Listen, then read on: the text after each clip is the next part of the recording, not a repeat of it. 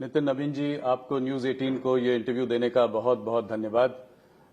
मैं भी आपको पहली बार इंटरव्यू कर रहा हूं, तो शुरुआत करते हैं कुछ। आपको देखकर भारतीय जनता पार्टी के अध्यक्ष नहीं, आप तो कोई युवा मोर्चा के और कोई युवा पार्टी के अध्यक्ष लगते हैं। तो आप जो है 45 साल की उम्र में भारतीय जनता पार्टी जैसे उसके अध्यक्ष बने। कैसे आपको पता चला, किस तरह की फीलिंग्स पहले आपको आई, किसने फोन करके बताया, कुछ इस बारे में बताएं। देखिए, हम लोग भारतीय जनता पार्टी में वर्किंग करते हुए लंबा समय बीता और भारतीय जनता पार्टी के निर्णय की अपनी एक प्रक्रिया है। संगठन के कई कामों में हम लोग को मौका मिला, उस कारण से संगठन के कामों में पिछले 10-15 वर्षों से हम लोग वर्किंग में हैं। जहां तक जानकारी की बात है, ऑब्वियस बात है, संगठन और सरकार में हमारे नेता माननीय प्रधानमंत्री जी और माननीय राष्ट्रीय अध्यक्ष जी का ही पहला संवाद रहता है। और जब आया तो मैं क्षेत्र का एक बड़ा कार्यक्रम हम कर रहे थे, उस कार्यक्रम के दौरान ही वो सूचना मिली। तो एक बार खुद में पार्टी इतने बड़े निर्णय ले ली है, तो अपने आप में थोड़ा सा चिंतन भी, थोड़ा बड़े निर्णय के बाद एक मन में चुनौती आती है। ये निर्णय, इतने बड़े निर्णय के साथ हम कितना अपने आप को आगे ले जा पाएंगे। तो एक कई तरह के सवाल जब आदमी को इतने बड़े निर्णय से अवगत कराया जाता है, तो जहां एक और पार्टी के भरोसा कर खुशी होती है, वहीं उसकी चुनौतियां भी सामने में नजर आती है। तो एक बड़ा ही मिश्रण कह सकते हैं कि उस समय का पहला जो रिएक्शन होता है बड़ा ही मिश्रित होता है।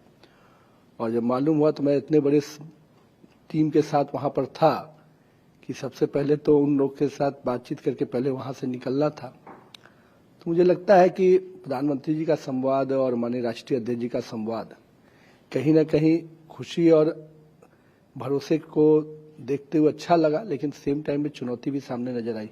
ये एक तरीके का बड़ा जनरेशनल शिफ्ट है भारतीय जनता पार्टी के लिए। आप काम करते हैं अपने से सीनियर लीडर से, मिनिस्टर्स हैं जो आपसे सीनियर हैं, तो क्या टिप्स दिया आपको प्रधानमंत्री और अमित भाई ने? देखिए, प्रधानमंत्री जी का जो पहला ट्वीट है वही उनका असेसमेंट है मेरे बारे में जी, और मैं मानता हूं कि वही मेरे लिए उनका रोड मैप या गाइडलाइन है भविष्य के आगे चलने के लिए। जब एक प्रधानमंत्री जी से मिलना हुआ, ऑब्वियसली उन्होंने सबसे पहले तो कहा कि स्वस्थ रहना जरूरी है। जिस प्रकार से प्रधानमंत्री जी खुद फिट रहते हैं, तो वो हमेशा प्रयास करते हैं कि उनकी टीम भी उस प्रकार से फिट होकर काम करे, क्योंकि काम करने के लिए जब बॉडी फिट होता है तो माइंड फिट रहता है जी। तो ये अपने आप में प्रधानमंत्री जी का जो पहला टिप्स रहता है।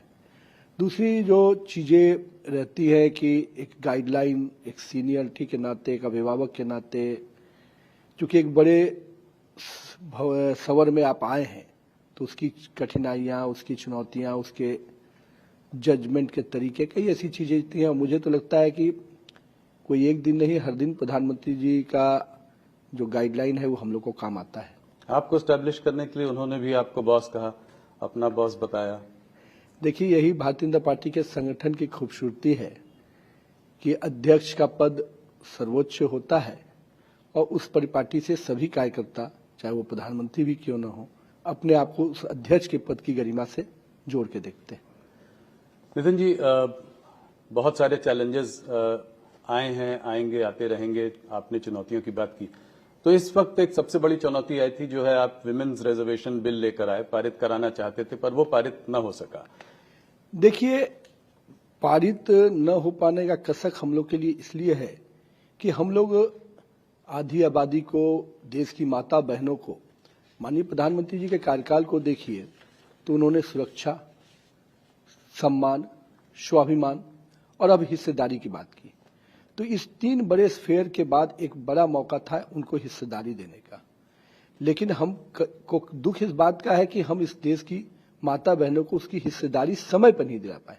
वो तो तय है, भारतीय जनता पार्टी जब जब संकल्प किया है, और मोदी जी की यूएसपी भी रही है कि उन्होंने किसी चीज को संकल्प किया है तो उसको पूरा किया है। हम सबकी इच्छा थी कि 2029 के चुनाव के पहले हम महिलाओं को एक बड़ा हिस्सेदारी में जोड़ पाए, और कहीं ना कहीं आज आधी आबादी को अगर हम इतने बड़े लोकसभा में इतने संख्या में, विधानसभा में इतनी संख्या में लाते हैं, तो एक सामान्य महिला का लीडरशिप इतनी बड़ी संख्या में जब निकल के आएगा तो निश्चित रूप से निर्णय की भूमिका में महिलाओं की प्राथमिकता नजर आएगी। लेकिन विपक्ष का दुर्भाग्य है कि उन्होंने अच्छी चीजों के लिए भी कभी सकारात्मक सोच नहीं। मोदी का विरोध करते करते वो लोग यहां तक पहुंच गए कि देश की आधी आबादी माता बहनों के विरोध में खड़े हो गए। तो ये टाइमिंग के बारे में कुछ बताएं, इस वक्त लायक क्यों? इलेक्शन के बाद भी आ सकता था। ये ऑब्वियस बात है कि हम लोगों ने इसके लिए 2-3 महीने से तैयारी की है, कोई आज की तैयारी करके नहीं लाया है। और दूसरी बात है कि ये तो स्पष्ट था जब हमारा बिल पास हुआ था उसी समय कि हम 2026 में ही इसके फ्रीजिंग कैपिंग को हटाने के बाद हम लोग करेंगे, और आज वो समय आ गया था। तो मेरा ये मानना है कि परिस्थितियां ऐसे कई बार चुनाव आते हैं, कई राज्यों के चुनाव होंगे और उस समय पार्लियामेंट भी चलेगा। यूपी का चुनाव होता है उस समय, तो क्या पार्लियामेंट के डिसीजंस नहीं होंगे क्या? ये जो लोग हैं, कितने बार चुनाव प्रचार में राहुल गांधी जी और प्रियंका जी असम गई, पुडुचेरी गई, कितना गई? उससे ज्यादा तो कार्यक्रम मेरे प्रधानमंत्री जी, मेरे गृह मंत्री जी कर रहे हैं। तो अगर उनकी व्यस्तता नजर आती तब ना समझ में आता। वो तो केवल इसको टालना चाहते थे और विषय पे, एजेंडे पे भी डिबेट नहीं कर पा रहे थे। तो आपने तैयारी की बात की, तो ऑपोजिशन का कहना है कि कोई सलाह मशवरा नहीं किया, कोई उनसे विचार विमर्श नहीं किया, और इसको जो है सीधा ले आके उसको जल्दीबाजी में निकालने का वो। विपक्ष अपने अंतरात्मा से पूछे कि उनसे बातचीत हुई कि नहीं हुई, ये उनको बताना चाहिए। लेकिन मेरा ये मानना है, एक सरकार होने के नाते हमारी जो भूमिका है कि हम सबको लेके चले। हम हमेशा मानते हैं कि विपक्ष भी सरकार का अंग है और उसके साथ समन्वय करके काम करना निश्चित रूप से हमारी प्राथमिकता रहती है। तो पहले बातचीत की थी आपने? निश्चित रूप से उसके कई दौर के बातचीत जो होते हैं उसमें सारी पार्टियों से, कांग्रेस से, समाजवादी से। देखिए, जो प्रक्रियात्मक बातचीत होती है निश्चित रूप से प्रयास किया गया। अगर उनके मन में था कि इसकी क्रेडिट की जाए तो प्रधानमंत्री जी ने हाउस के फोरम से कहा कि हम आपके नाम का एडवर्टीजमेंट भी दे देंगे कि आपके ही सहयोग से हुआ। लेकिन उनको नाम से ज्यादा मोदी के विरोध में ध्यान रहता है। तो अपोजिशन का कहना यह है कि ये अगर आपको रिजर्वेशन देना है 33%, तो ये दे दीजिए, इसमें क्या दिक्कत है? जितनी सीट अभी है पार्लियामेंट में उसमें दे दीजिए, इसको रोक। इसमें सीट बढ़ाने और डिलिमिटेशन की बात कहां से आ गई?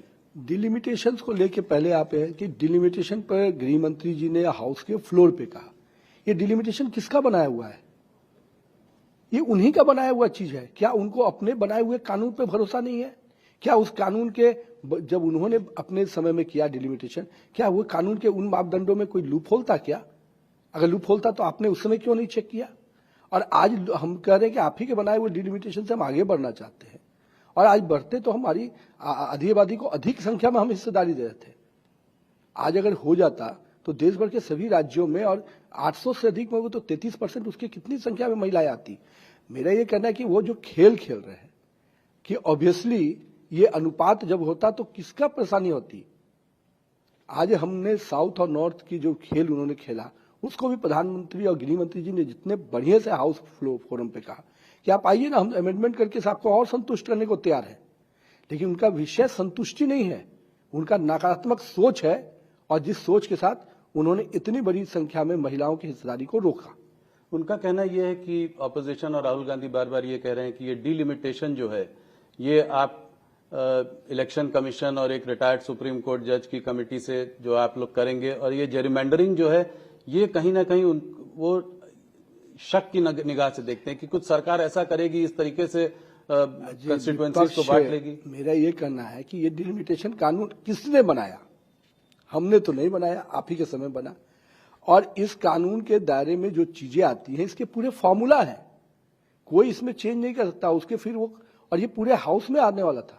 इसमें ऑल पार्टी की कमेटी के मेंबर होते हैं, हर संसदीय क्षेत्र में कमेटी होती है। ये कहीं कोई ऐसा फॉर्मूला नहीं है जो पहले नहीं बना है। विषय अगर डिलिमिटेशन है तो मैं तो पूछता हूं कि ये आप ही के बनाए हुए कानून पे आपको क्यों सवाल है? तो अब आगे क्या होगा? आगे हम लोग बढ़ेंगे, निश्चित रूप से समय आने दीजिए। एक बार सेंसस होगा तो फिर आगे भी हम लोग बढ़ेंगे। तो इसके बाद सेंसस होगा, उसके बाद जो है डिलिमिटेशन होगा। इस पर आपकी क्या प्रक्रिया रहेगी? ऑब्वियसली जो प्रक्रिया के साथ अब जाना पड़ेगा। हम लोग सोचे थे कि ये समय रहते होगा तो हम समय डिलिमिटेशन भी करेंगे, सबको एक प्रॉपर प्रोपोर्शनेट में जो हक मिलना चाहिए वो भी देंगे, और कहीं ना कहीं महिलाओं का जो अधिकार है वो समय पे मिल जाएगा। जो 50% ज्यादा सीट देने की बात थी ऐसे राज्यों को जहां पर आबादी कम बढ़ी है, तो उनको ये नहीं मिल पाएगा? नहीं, अभी ऐसा कुछ हम नहीं कर सकते। अब तो सेंसस होने के बाद जो उसके पॉपुलेशन के साइज आते हैं और उसके बाद उस अनुपात पर निश्चित, लेकिन ये परिस्थिति किसने पैदा किया? ये परिस्थिति जिस बात की आप चर्चा करी, किसने पैदा किया? आज जब गृह मंत्री जी ने सदन के फोरम में कहा कि हम अभी तय कर देते हैं, तो ये तो उनको स्वागत करना चाहिए था। मैं मानता हूं कि साउथ के लोगों का हक की मारी भी किसी ने किया तो राहुल गांधी और उनके कुनबा डीएमके लोगों ने मिल के किया। आज साउथ को परेशानी में डालने का काम किसी ने किया है तो वही राहुल गांधी ने किया है।